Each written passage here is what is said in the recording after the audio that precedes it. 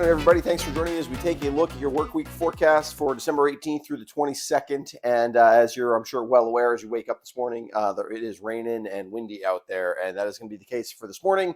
That'll be the main focus of the forecast, as that is the main issue for the potential week. And then things will get better, quieter for the rest of the week. Unfortunately, if you're looking for snow before Christmas, that looks pretty unlikely at this point. So, interesting weather. El Nino is doing El Nino kind of things. Here is our storm. This is a doozy.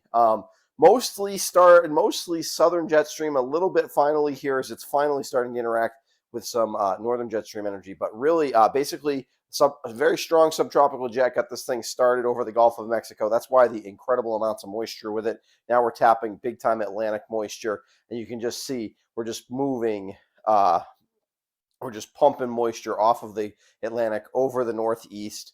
That's going to lead to a lot of heavy rain for the first half of the day. We've already had inch and a half, inch and 3/4 of rain in a lot of places in southern Vermont. We're probably about halfway done, roughly, which could lead to some minor flooding issues. I don't think the rivers are going to be too bad, although I'm a little worried.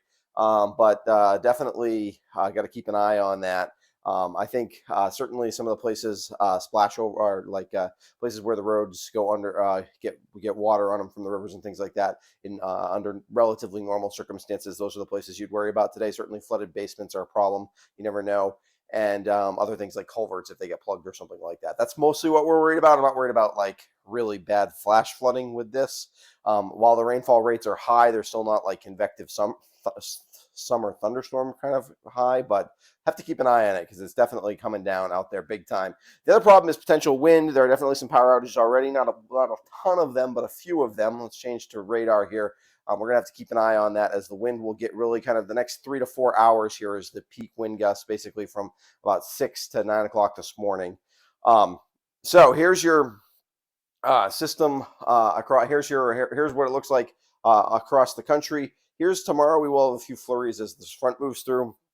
The weather to the west will not affect us anytime soon, as basically we're going to get into a pretty tranquil period, really probably through Christmas after this, where temperatures are going to be around normal, around average, a couple of degrees above average, probably on average, but basically a pretty quiet weather pattern after today. I want to give you a close-in look. This is at what radar looked at, like at least this was at about 6 o'clock this morning.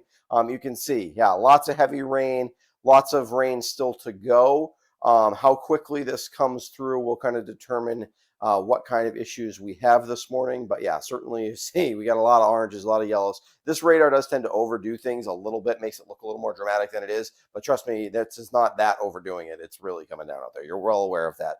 Wind gusts have also been pretty high. Let's take a quick look at, you can see the issue here is a relatively strong system to our west, which gives us kind of an odd wind direction, basically from the southeast. Which is not a normal strong wind direction for us here across southern Vermont. And part of the problem is actually as much about this very strong high pressure, which is actually off the map here. But wind happens because you've got a difference in pressure. So a strong low pressure system obviously can make that happen, but also a strong high and a relatively strong low. At 980 something low, it's pretty strong low. We'd think of this as a normal nor'easter, but part of it is this very strong high to our north and east as well. And that's given us a tight pressure gradient, which has given pretty good winds to us here. So it's really the worst spots will be the higher terrain in Rutland and Bennington counties. That's where I'd be most concerned about power outages. That's where the majority of them are so far.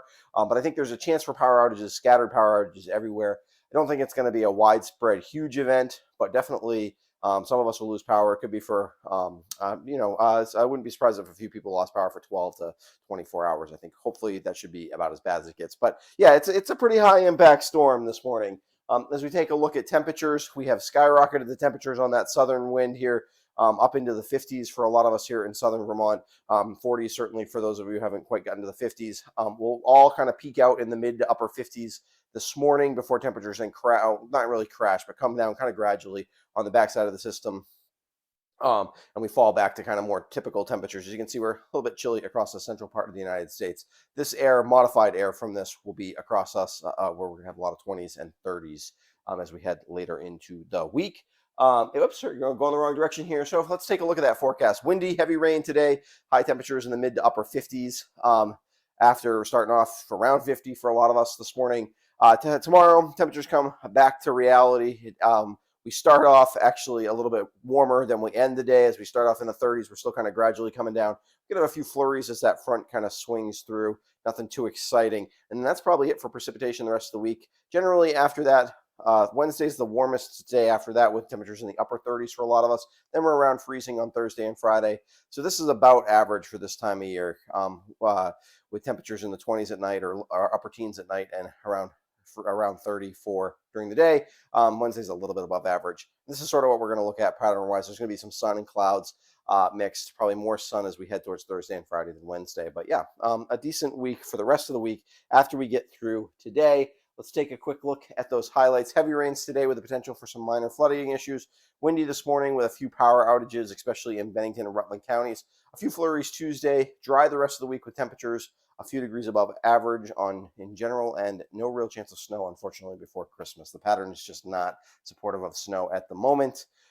Next precipitation probably looks like early next week, maybe Tuesday, and it looks probably like rain once again. So not great. If you're hoping to get some good skiing in or things like that, this has not been a good pattern, but probably not unusually, and not necessarily what we were, probably closer to what we were expecting given the El Nino conditions. All right.